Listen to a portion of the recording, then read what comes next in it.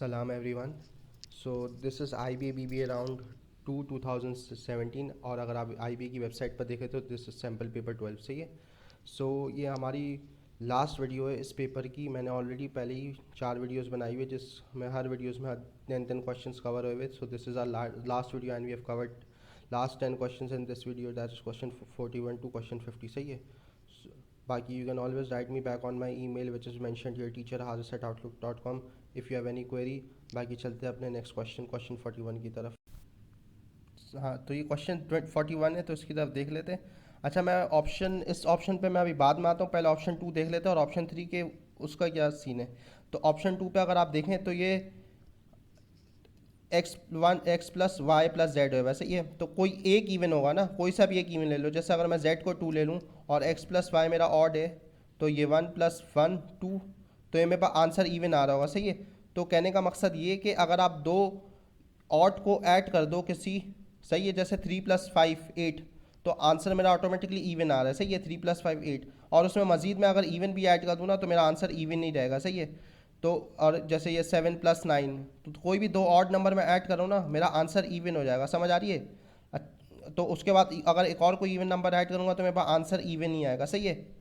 तो अब यहाँ जाते हैं एक्स वाई जेड की तरफ। एक्स वाई जेड, अब मैं किसी भी नंबर को अपने, जैसे ऑड की वजह से मेरा आ रहा है 7 9 ज़ा 63 और ये आ रहा है 3 7 ज़ा 21 सही है, कोई भी नंबर आ रहा है। अगर मैं किसी नंबर को भी अपने 2 से मैं मल्टीप्लाई कर दूँ या 4 से या 6 से, किसी भी इवन नंबर से मल्टीप्लाई कर दूँ तो मेरा आंसर ऑटोमेटिकली इवन हो जाएगा नंबर, यानी टोटल पूरा एक्स वाई जेड मेरा इवन नहीं आ रहा होगा चाहे मैं कुछ भी कर लूँ, अगर दो ऑड है और एक इवन है सही है। तो ये भी हमेशा इवन आ रहा होगा, तो this also can't be true सही है। अब आ जाते हैं हम अपने option 1 X plus Y Z की तरफ सही है। तो अब ये देखो, अब मेरे पास एक इवन है ना, तो अगर मैं इसमें ऑड और इवन को आपस में मैं मल्टीप्लाई करूँ, ऑड और इवन को सही है, तो आंसर तो मेरे पास इवन आ जाएगा। जैसे 3 मल्टीप्लाई बाय 2 या 4 3 मल्टीप्लाई बाय 4, मेरे पास आंसर तो इवन आ जाएगा, लेकिन फिर x जो होगा वो ऑड हो जाएगा सही है। तो इवन में मुझे क्या करना पड़ेगा, ऑड ऐड करना पड़ेगा। अब जैसे मैं इवन में अगर ऑड ऐड कर दूँ तो मेरे पास आंसर ऑड ही आएगा, ये बात समझ आ रही है। जैसे अगर इवन मेरा आंसर आया हुआ है 10 और अगर मैं उसमें कोई ऑड ऐड कर दूँ, 1 ऐड कर दूँ, 3 ऐड कर दूँ, 7 ऐड कर दूँ, 9 ऐड कर दूँ, 11, कुछ भी ऐड कर दूँ, आप गौर करके देखो आंसर जो ना आपका ऑड ही आ रहा है सही है, ये बात समझ आ रही है। अच्छा, ये मैंने लिया था वाई जेड ऑड और इवन लिया था। अगर मैं ऑड और ऑड ले लूँ उसको सही है, तो मेरे पास जो इन दोनों को मल्टीप्लाई करके आंसर आ रहा होगा वो भी ऑड आ रहा होगा। वो किस तरह आ रहा होगा, जैसे 3 7 ज़ा 21, 7 9 ज़ा 63 सही है, 5 7 ज़ा 35 सही है। तो मेरे पास आंसर जो है ना हमेशा ऑड आ रहा होगा, इसका प्रोडक्ट वाई और जेड अगर मैं दोनों ही ऑड ले लूँ तो प्रोडक्ट ऑड आ रहा होगा। फिर इसमें मैं मजीद इवन ऐड करूँगा ना, जैसे 2 ऐड कर दूँ या 4 ऐड कर दूँ या 6 ऐड कर दूँ या 8, तो मेरे पास आंसर जो है ना फिर भी ऑड ही रहेगा, इवन नहीं होगा आंसर सही है, ऑड ही रहेगा। तो ये ऑड रहेगा, इस वजह से जो मेरा पॉसिबल जो हमेशा ऑड स्टेटमेंट आएगी ना, मतलब ऑड आंसर जिसकी वजह से आ रहा होगा वो एक्स प्लस वाई जेड होगा। सो इसका आंसर हो जाएगा 41 का ए, ओनली 1 ओनली सही है। अब आ जाते हैं अपने क्वेश्चन नंबर 42 तरफ। If X Y plane which of the following statement are true, the line X minus Y is parallel to Y minus X. तो पैरेलल लाइन के लिए रूल क्या है कि आपका ग्रेडियंट सेम होना चाहिए या स्लोप और ग्रेडियंट सेम सही है। तो ये कैसे पता चलेगा, मैं दोनों इक्वेशन को अपनी कन्वर्ट कर लेता हूँ y equals to M X plus C में। तो पहले अगर मैं ये वाली देखूँ तो इसमें क्या होगा, मुझे y सब्जेक्ट बनाना पड़ेगा ना। तो अगर मैं y सब्जेक्ट बना देता हूँ तो मेरा y राइट हैंड साइड पे चले जाएगा सही है। तो ये y मेरा राइट हैंड साइड पे चले जाएगा, तो ये हो जाएगा x minus 1 equals to Y सही है। तो इसको मैं इस तरह भी लिख सकता हूँ ना, y equals to x minus 1 सही है। तो इसका मेरा ग्रेडियंट क्या है, स्लोप का, तो m क्या है, m इसमें 1 आ रहा है ना मेरा, तो स्लोप 1 हो गई।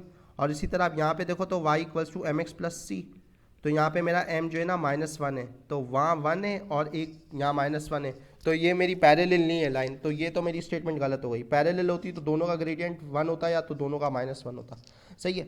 अब आ जाते हैं अपने स्टेटमेंट नंबर 2 की तरफ। The line x minus Y equals to 1 और y equals to minus X intersect each other at point 0.5 minus 0.5 सही है।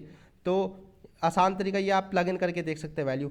जैसे मैं इस x की जगह अगर मैं माइनस, तो ये साइन ऑलरेडी है, और इसकी जगह अगर 0.5 डालूँ तो मेरा y -0.5 आ रहा है, तो ये सेटिस्फाई तो हो रहा है। अब इधर देख लेते हैं इस इक्वेशन में, अगर x मैं 0.5 डालूँ और y मैं अपना -0.5 डालूँ, ये माइनस पहले से एक और माइनस कर दूँ, तो ये इक्वल्स टू 1 के बराबर आ रहा है, तो ये भी सेटिस्फाई हो रही है, ये सेटिस्फाई हो रही है, सही है ऑप्शन 2।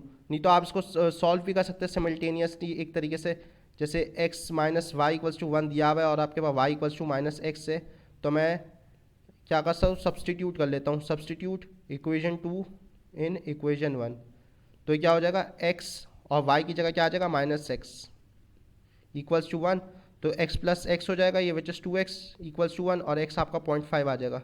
अब आप y निकाल सकते हैं, y equals to minus x से, तो y इक्वल्स टू माइनस 0.5 ही आ रहा है, तो इस तरह भी आपको पता चला ये इंटरसेक्टिंग पॉइंट होगा ना आपके 0.5 और माइनस 0.5 जो स्टेटमेंट में दिए हुए, तो ये आपका इंटरसेक्टिंग पॉइंट होगा, तो ये स्टेटमेंट ट्रू है। अब ये लिखा हुआ है the line x minus Y equals to 1 doesn't pass through second quadrant, सही है, तो मेरा सेकंड क्वाड्रेंट हो क्या जाएगा, अगर मैं ग्राफ इस तरह बनाऊँ, ये मेरा ग्राफ है, सही है रफ सा, तो ये मेरा फर्स्ट क्वाड्रेंट है, ये मेरा सेकंड क्वाड्रेंट है, ये थर्ड है और ये फोर्थ क्वाड्रेंट है, सही है। तो अब ये बोल रहा है कि सेकंड क्वाड्रेंट से नहीं गुजरेगा मेरा ग्राफ, सही है, तो इसकी इसमें थोड़ी वैल्यूज एज्यूम करके या तो आप बना लो, या तो आप जर्नली आप इस तरह भी बन सकता है। ये देखो मैं अगर इसको इसमें अगेन y को सब्जेक्ट बना दूँ तो क्या हो जाएगा, y equals to x minus one, सही है, y equals to x minus one हो जाएगा ना। अगर आप देखें y इक्वल्स टू एक्स की लाइन किस तरह बनती है, normally y equals to x की लाइन इस तरह बनती है ना, सही है, तो y इक्वल्स टू एक्स भी सेकंड क्वाड्रेंट से नहीं गुजरता, सही है। अगर y equals to x minus one चाहिए हो ना, तो मैं हर पॉइंट को जो है ना अपनी मतलब हर पॉइंट को एक तरीके से टेक्निकली नीचे कर रहा हूँ, y के हर पॉइंट को, सही है, तो ये मेरी नीचे शिफ्ट हो जाएगी डाउनवर्ड ये लाइन, सही है, ये इस तरह, तो ये इस केस में भी ये सेकंड क्वाड्रेंट को टच नहीं करेगी, सही है। तो जैसे ये पहले 0 पे कट कर रही थी y को, अब -1 पे कट करेगी, ये पहले 1 पे कट कर रही थी तो 0 पे करेगी, वो कहने का मकसद ये। अब ये अगर जैसे यहाँ पे आता है ना 1, तो ये 0 पे कट करेगी, अगर ये 2 पे कट कर रही थी तो अब 1 पे कट करेगी, सही है, समझ आ रही है, y की वैल्यू 1 हो जाएगी, समझ आ रही है।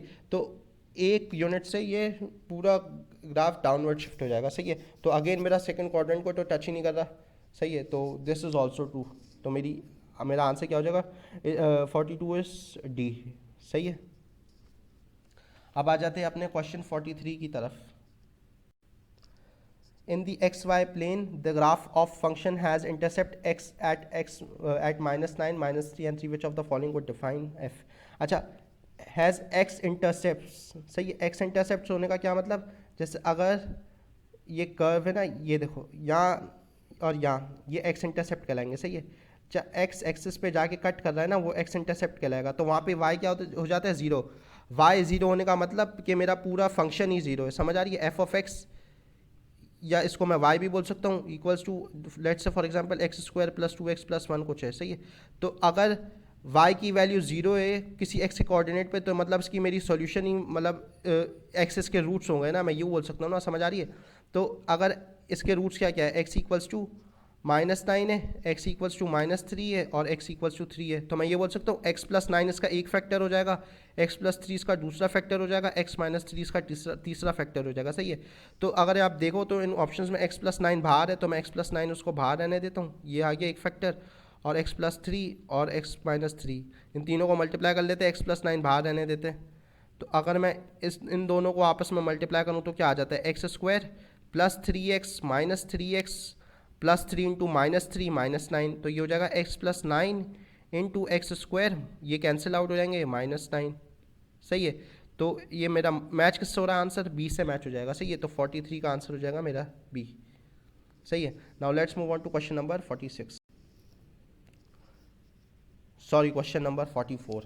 Eight a certain book store hard cover books cost 900 each, सही है, each and paperback book cost 400 rupees each. If Rizwan purchased 8 books and spent a total of 5700, how many paperbacks did he buy? सही है, paperback 400 का, उसने total 8 book खरीदी है। तो option by option मैं बोलूँगा इस क्वेश्चन को ट्राई करते तो ज़्यादा आसानी रहेगी। तो अगर पहले कॉस्ट निकाल लेते, सही है, एक पेपरबैक कितने का खरीदा होगा, 400 का, दो पेपरबैक कितने के खरीदेंगे, 800 के, तीन पेपरबैक 1200 के और चार पेपरबैक 1600 के, सही है। तो इसके बाद अब हम फाइंड आउट कर लेते पैसे कितने बाकी रह जाएंगे 5700 में से। तो मैं ये न्यू निकाल सकता हूँ, 5700 माइनस 400, इधर भी 5700 माइनस 800, 5700 माइनस 1200 और यहाँ आ जाएंगे 5700 माइनस 1600, सही है। अब यहाँ देख लेते हैं, ये क्या आ जाएगा, 5300 आ रहा है। अब ये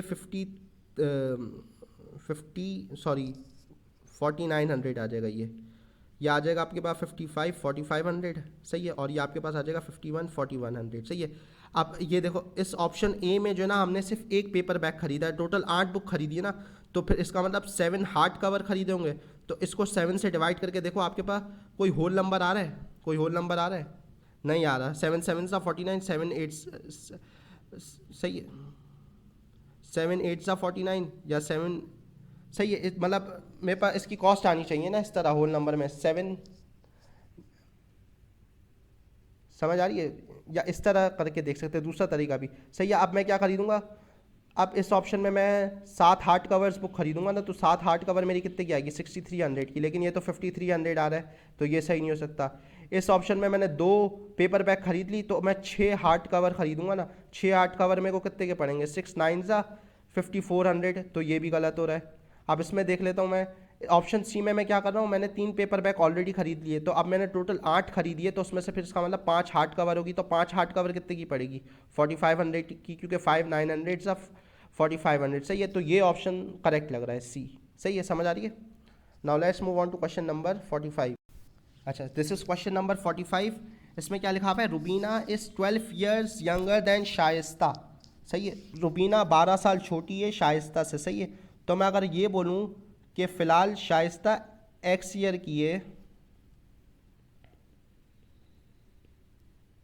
और रुबीना की एज वाई ईयर है, रुबीनास एज, सही है। और छोटी कौन है, रुबीना छोटी है ना, तो मैं बड़ी में से छोटी की एज माइनस करूँ तो 12 आएगा ना, x minus Y equals to 12, सही है। ये तो एक इक्वेशन बन गई, सही है। बड़ी जिसकी एज है उसमें से छोटी की एज माइनस कर दी, तो मेरे पास डिफरेंस आ गया 12, सही है। ये तो आ गई एक इक्वेशन। अब क्या लिखा हुआ है, 5 years ago Rubina was half Shaista age. तो पहले देख लेते हैं 5 साल पहले दोनों की उम्र क्या होगी। ये मेरी प्रेजेंट एज है, सही है, एज ऑफ टुडे, सही है। 5 साल पहले क्या हाल होगा इनका, 5 साल पहले शाइस्ता की उम्र होगी x माइनस 5 और रुबीना की उम्र होगी y माइनस 5, सही है, रुबीना की। अब क्या लिखा हुआ है, 5 years ago Rubina was half Shaista's age, मतलब रुबीना की उम्र आधी थी शाइस्ता की एज के। तो मैं ये बोल सकता हूँ कि ये रुबीना की उम्र हो गई y माइनस 5 5 साल पहले, और ये x माइनस 5 शाइस्ता की एज हो गई। तो ज़्यादा उम्र किसकी है, शाइस्ता की है ना। तो शाइस्ता की उम्र को रुबीना की उम्र के बराबर लाने के लिए मैं हाफ इसको छोटा करना पड़ेगा ना, यानी हाफ से मैं मल्टीप्लाई कर दूँ, सही है। तो यानी Rubina was half Shaista's as, तो ये x माइनस 5 शाइस्तास एज आ गई, और इसको अगर मैं आधा कर दूँ यानी मल्टीप्लाई बाय हाफ कर दूँ तो रुबीना की एज हो गई, और ये y माइनस 5 भी रुबीना की एज है, तो ये इक्वेशन मेरी दूसरी बन गई, सही है। अब ये क्या निकालना है मुझे, how old will Rubina be next year. तो मतलब मुझे रुबीना की फ़िलहाल एज निकालनी है, तो मैं पहले रुबीना की एज निकाल लेता हूँ। रुबीना की एज क्या है, वाई है ना, तो मैं डायरेक्ट वाई निकालने की कोशिश करता हूँ, सही है। तो मैं वाई निकालने की कोशिश करता हूँ, तो एक काम करता हूँ यहाँ पे मैं एक्स को सब्जेक्ट बना लेता हूँ। तो एक्स अगर मेरा सब्जेक्ट बन जाएगा तो क्या हो जाएगा, x equals to 12 plus y, सही है। और यहाँ पे भी हम देखते हैं एक्स की जगह 12 प्लस वाई किस तरह डाल सकते हैं। तो इसको पहले मैं सिंप्लीफाई कर लेता हूँ, 2y minus 10 equals to x minus 5। अब मैं 2y माइनस 10 और x की जगह मैं डाल देता हूँ ये जो मैंने 12 प्लस वाई निकाला है, 12 प्लस वाई माइनस 5, सही है। तो अब मैं y वहाँ ले जाता हूँ 2y माइनस वाई, और सारे नंबर्स इस तरफ ले आता हूँ 12 माइनस 5 प्लस 10, सही है। तो ये y आ जाएगा, 12 माइनस 5 कितना हो जाएगा 7, 7 प्लस 10 17। तो आज जो है ना रुबीना की एज 17 साल है, 17 ईयर्स, सही है। रुबीना वाई थी ना रुबीना की प्रेजेंट एज, सही है। तो आज रुबीना 17 साल की है, तो मुझसे पूछ रहे how old will Rubina be next year. तो एक साल बाद रुबीना 18 साल की हो जाएगी। So your answer for 45 is 45B, सही है। Now let's move on to question number 46। अच्छा, the length of rectangle is 2 less than twice the width, सही है। The length of rectangle is 2 less than twice the width, सही है। तो मैं बोल सकता हूँ मेरी विथ जो है ना, विथ मेरी है x, सही है, विथ मेरी हो गई x। तो मेरी लेंथ क्या हो जाएगी, length of a rectangle is 2 less than twice the with, 2 less than twice the with, तो ये ट्वाइस द विथ हो गई, और ये 2 less than twice the width, सही है। तो ये मेरी लेंथ हो गई। एंड द एरिया इज 144, तो एरिया क्या हो जाएगा, लेंथ मल्टीप्लाई बाय विथ हो जाएगा, तो 2x minus 2 into x equals to 144। तो इसको आप सॉल्व कर लें, 2x² माइनस 2x और मैं इसको इक्वल्स टू 144, तो ये क्या हो जाएगा 2x² माइनस 2x माइनस 144, सही है। इसमें से मैं 2 कॉमन ले लेता हूँ, तो ये अंदर आ जाएगा x² minus x minus 72 equals to 0, सही है। तो x² minus x minus 72 equals to 0। तो 72 के फैक्टर्स क्या हो जाएंगे जो मुझे डिफरेंस दे रहा हूँ -1 का, सही है। तो 172 ज़ा थोड़ा आगे की तरफ चल के देखते हैं, तो ये 9 8 ज़ा 72 होता है और -9 + 8 इज़ इक्वल्स टू -1, सही है। तो अब हम देखते हैं इसको फैक्टराइज करते हैं, तो ये हो जाएगा x² minus 9x minus 8x minus 72, सही है। तो x कॉमन आ गया, x माइनस 9 यहाँ अंदर आ गया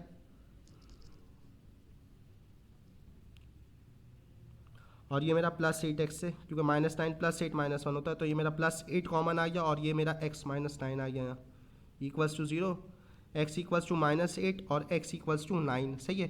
तो मेरी विद है ना x, तो विद मेरी नेगेटिव तो हो नहीं सकती, तो मेरी x का पॉसिबल आंसर होगा 9, सही है, 9 हो जाएगा।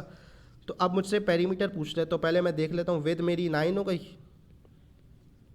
और लेंथ मेरी क्या हो जाएगी 2 × 9 - 2, तो ये क्या हो जाएगी 2 9 18, 18 - 2 16, सही है। विद 9 है मेरी और जो है ना मेरी लेंथ जो है ना 16 है, तो मैं पेरीमीटर के लिए क्या करूँ, पेरीमीटर मेरी क्या हो जाती है सम ऑफ ऑल साइड्स, तो 2 विथ होती है एक रेक्टेंगल में और दो लेंथ होती है, 2 विथ एंड 2 लेंथ, सही है। तो मैं क्या करूँगा 2 9 18 + 2 × 16 32, तो 18 + 32 क्या हो जाएगा 50 यूनिट्स मेरा पेरीमीटर हो जाएगा इसका, सही है। So your answer for 46 is 46B, सही है। Now let's move on to next question which is question number 47। अच्छा, अब क्या लिखा हुआ है, Jamil has 6 more candies than Murad. तो Jamil has 6 more candies than Murad, अगर मुराद के पास यानी x कैंडीज़ है तो जमील के पास x + 6 है, सही है। मुराद और ये जमील। अब क्या लिखा हुआ है, if Jamil gives 6 Murad 6 candies. अब जमील अगर मुराद को 6 कैंडीज़ दे दे तो जमील के बाद कितनी रह जाएगी, x + 6 -6 हो जाएगी जमील की अब, सही है। और मुराद की कितनी हो जाएगी, मुराद का 6 आ जाएगी, तो मुराद की हो जाएगी इतनी, सही है। Murad will then have 3 times as many candies as Jamil, तो मुराद के पास अब कैंडीज ज़्यादा हो जाएगी, 3 times as many candies as Jamil. तो जमील के पास अब ये अगर आप सॉल्व करके देखो तो x कैंडीज है, सही है। तो और मुराद के पास x + 6, तो कैंडीज़ किसके पास ज़्यादा है, मुराद के पास, सही है। और जमील के पास कैंडीज़ कम है, 3 टाइम्स, मुराद क्या कहती है 3 टाइम्स एज मैनी एज जमील्स, सही है। तो मैं जमील की कैंडीज़ को 3 से मैं मल्टीप्लाई कर देता हूँ ताकि मुराद जितनी कैंडीज़ हो जाए, 3 टाइम्स एज मैनी एज जमील्स, इसलिए मैंने जमील की कैंडीज़ को 3 से मल्टीप्लाई कर दिया ताकि मुराद की कैंडीज़ के बराबर हो जाए।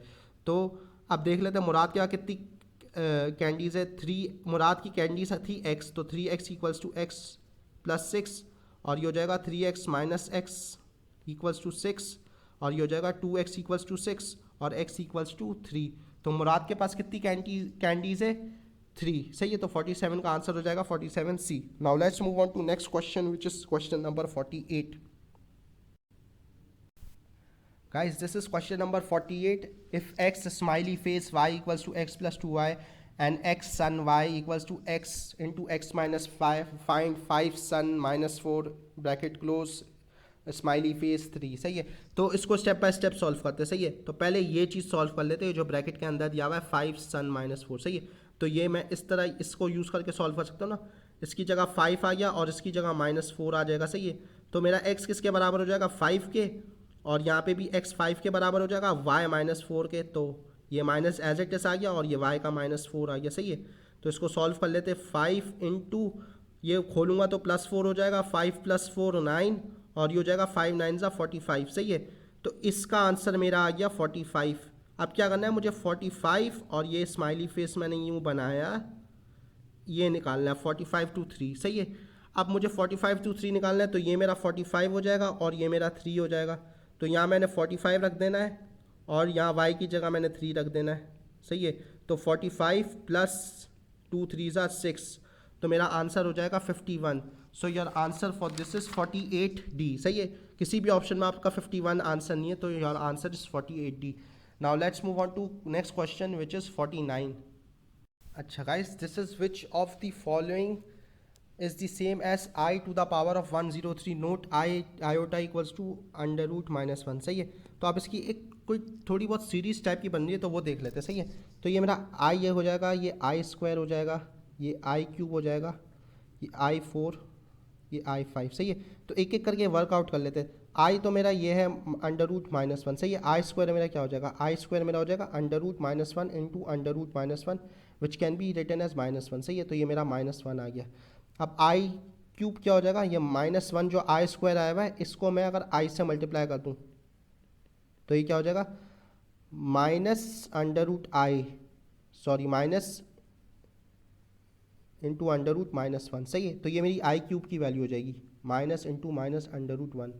सही है, अब आई फोर के लिए क्या चाहिए, मैं आई क्यूब में जो आंसर आया है ये माइनस, तो इसको मैं मल्टीप्लाई कर दूँ अंडर रूट माइनस वन से, तो ये मेरे पास क्या आ जाएगा, माइनस ये बाहर आ गई, ये जो ये वाली साइन है, और इसकी जगह ये आ गया minus one under root minus one into under root minus one, तो ये हो जाएगा मेरा पॉजिटिव वन।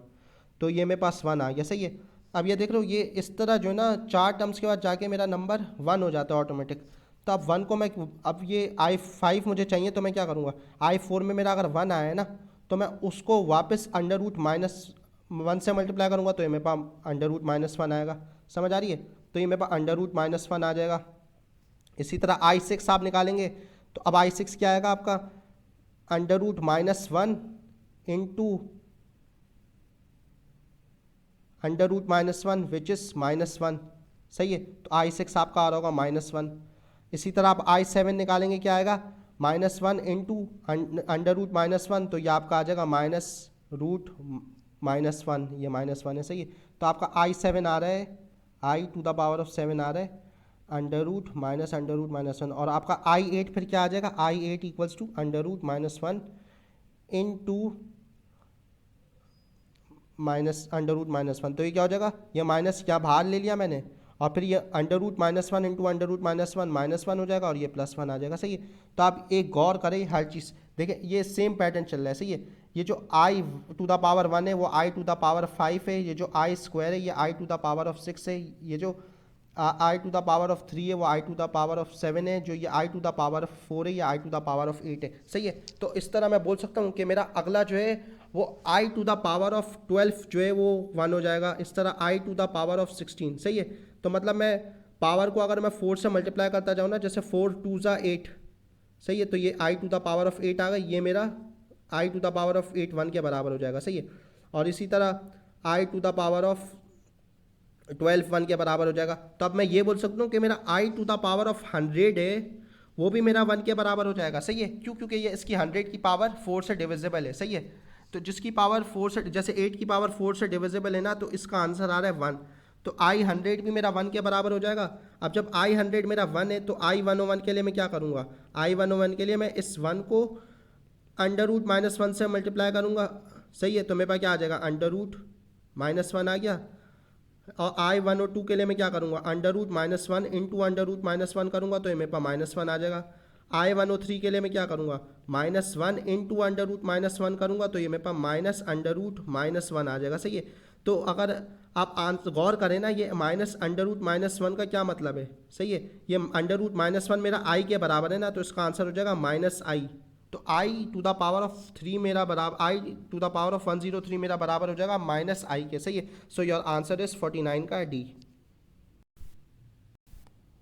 अच्छा guys, this is question number 15। If x equals to 1 upon x minus 4 find the value of x 8 x to the power of 8 plus 1 upon x to the power of 8।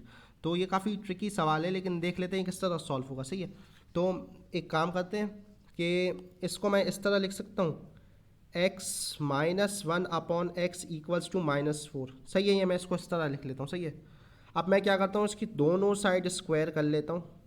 सही, दोनों side मैंने square कर ली, तो मैं इसकी क्या form, अब a minus B the whole square की फुल फॉर्म क्या हो जाती है, A square minus 2ab plus B square, इस तरह एक्सपैंड होता है ना। तो अगर मैं इससे कंपेयर करूँ तो मेरा a क्या हो जाएगा, x हो जाएगा, और b क्या हो जाएगा, माइनस वन अपॉन एक्स।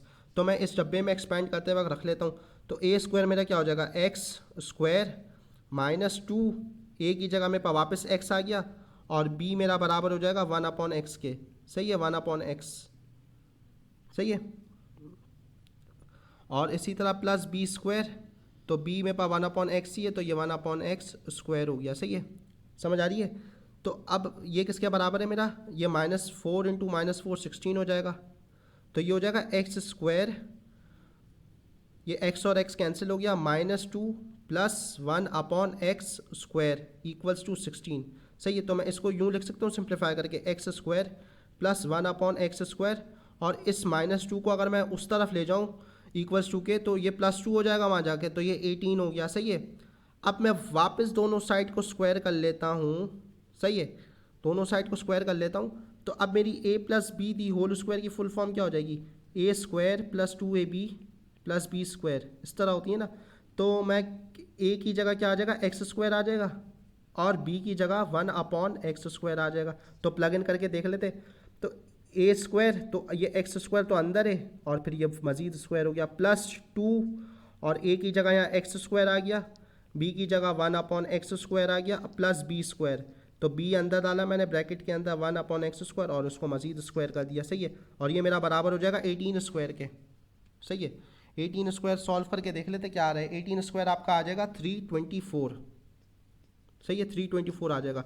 अच्छा, एक चीज़ आप ऑप्शन में गौर करें कि पहले मेरा आंसर 16 हो रहा था, ये 18 हो रहा था x स्क्वायर + 1/x स्क्वायर का। अब मैं इसको मज़ीद स्क्वायर करूँगा तो मेरा आंसर बड़ा होता जाएगा। सही है, 324 जैसे यहाँ आ रहा है, तो ऑप्शंस में तो मुझे कोई आंसर लग नहीं रहा इतनी सॉल्यूशन करके भी, तो मज़ीद जाने की ज़रूरत नहीं है। As per the sake of paper आप डायरेक्ट आंसर मार्क कर सकते हैं 50D। सही है, नन ऑफ दीज। सही है, आप डायरेक्ट मार्क कर सकते हैं 50D, लेकिन फॉर योर एक्सप्लेनेशन सेक, ताकि आपको समझ आए आगे तक हो क्या रहा है, ताकि इवेंचुअल हम स्टेप पर पहुंच सके, तो मैं इसलिए आगे कंटिन्यू करता हूँ। सही है, तो क्या हो जाएगा, x⁴ आ जाएगा, और ये x स्क्वायर कैंसिल हो जाएगा, ये +2 और +1/1 स्क्वायर 1 हो जाएगा, और ये जो x स्क्वायर है इसको मैं एक्सपेंड करूँगा तो x⁴ हो जाएगा, और ये हो जाएगा 324। सही है, अब ये 324 को भी मैं उस तरफ ले जाऊंगा इसको, तो ये क्या हो जाएगा, x⁴ + 1/x⁴ इक्वल्स टू 322। सही है, ये 322 हो गया।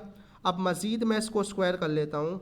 सही है, तो क्या हो जाएगा, ये हो जाएगा x⁴ the whole square +2 × x⁴ into 1/x⁴ इन प्लस b स्क्वायर, b की जगह 1/x⁴ स्क्वायर इक्वल्स टू 322 का स्क्वायर क्या हो जाएगा, 103684। सही है, ये आ गया। अब x⁴ को स्क्वायर जब हम करेंगे तो ये आ जाएगा x⁴ प्लस ये x⁴ और x⁴ कैंसिल, ये मेरे पास +2 आया, और ये मेरे पास +1⁴ 1 ही हो जाएगा, और x⁴ 4 x⁴ आ जाएगा, और ये मेरे पास हो जाएगा 103684। सही है, तो अब x, और ये मैं +2 अगर उस तरफ ले जाऊँ तो -2 हो जाएगा वहाँ जाके, तो x⁴ + 1/x⁴ मेरे पास क्या आ जाएगा, 103682। तो मेरा फाइनल आंसर जो आ रहा है वैसे वो ये आ रहा है। सही है, ये ऑप्शंस में होता तो ये मैं मार्क कर देता, लेकिन कोई भी नहीं है इसलिए मैंने नन ऑफ दीज मार्क करा है। सही है, मैंने आपको पहले ही समझाया कि अगर मैं बीच में ही मुझे पता चल रहा था कि मेरा आंसर बढ़ता जा रहा है। सही है, 324 जैसे ही आ गया मुझे पता है मेरा आंसर बढ़ता जा रहा है और बढ़ेगा, तो मुझे आगे सॉल्व करने की ज़रूरत नहीं है, तो आप पहले भी डी मार्क कर सकते हैं। सही है, so our correct answer is D. सही है, तो गाइस अपना ख्याल रखें, इंशाल्लाह तैयारी अच्छी करते रहें, और जल्द मुलाकात करेंगे इंशाल्लाह अगली वीडियो के साथ। अल्लाह हाफ़िज़, थैंक यू।